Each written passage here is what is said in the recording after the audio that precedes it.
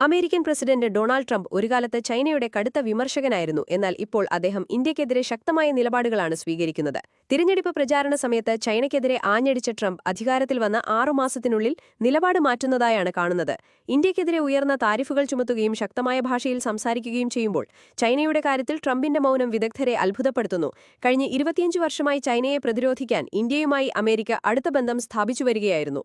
ദശാബ്ദങ്ങളായി India-US ബന്ധം ശക്തിപ്പെടുത്താൻ നടത്തിയ ശ്രമങ്ങളെ ട്രംപ് തകർക്കുകയാണെന്ന മുൻ യുഎസ് ഉദ്യോഗസ്ഥൻ ഇവാൻ എ ഫീഗൻബോം മുന്നറിയിപ്പ് നൽകുന്നു. ഇന്ത്യൻ ഉൽപ്പന്നങ്ങൾക്കുമേൽ 25% താരിഫ് ചുമത്തിയ ട്രംപ് മരുന്നുകൾക്ക് 280% വരെ താരിഫ് ഉയർത്തുമെന്നും ഭീഷണിപ്പെടുത്തുന്നു. കണക്കുകൾ പരിശോധിച്ചാൽ അമേരിക്കയ്ക്ക് ഇന്ത്യയേക്കാൾ വളരെ വലിയ വ്യാപാര കമ്മി ചൈനയുമായാണ്. 2024-ൽ ചൈനയുമായുള്ള വ്യാപാര കമ്മി $295 ബില്യൺ ആയിരുന്നപ്പോൾ ഇന്ത്യയുമായുള്ളത് വെറും $46 ബില്യൺ ആയിരുന്നു. എന്നിട്ടും ട്രംപിന്റെ നയങ്ങൾ ഇന്ത്യയെയാണ് കൂടുതൽ ദോഷകരമായി ബാധിക്കുന്നത്. എന്തുകൊണ്ടാണ് ട്രംപ് ചൈനയോട് മൃദുസമീപനം സ്വീകരിക്കുന്നത്? കാരണം അമേരിക്കയുടെ പ്രതിരോധ വ്യവസായത്തിനാവശ്യമായ അപൂർവധാതുക്കളുടെ കയറ്റുമതി ചൈന വെട്ടിക്കുറച്ചതാണ്. യുദ്ധവിമാനങ്ങളും മിസൈലുകളും ഉൾപ്പെടെയുള്ള ആയുധ നിർമ്മാണത്തെ ഇത് സാരമായി ബാധിച്ചു.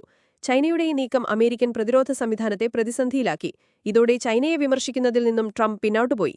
അമേരിക്കയുടെ സൈനിക ശക്തി ചൈനീസ് അസംസ്കൃത വസ്തുക്കളെ ആശ്രയിച്ചിരിക്കുന്നതാണ് ഈ മൗനത്തിന് പിന്നിലെ പ്രധാന കാരണം.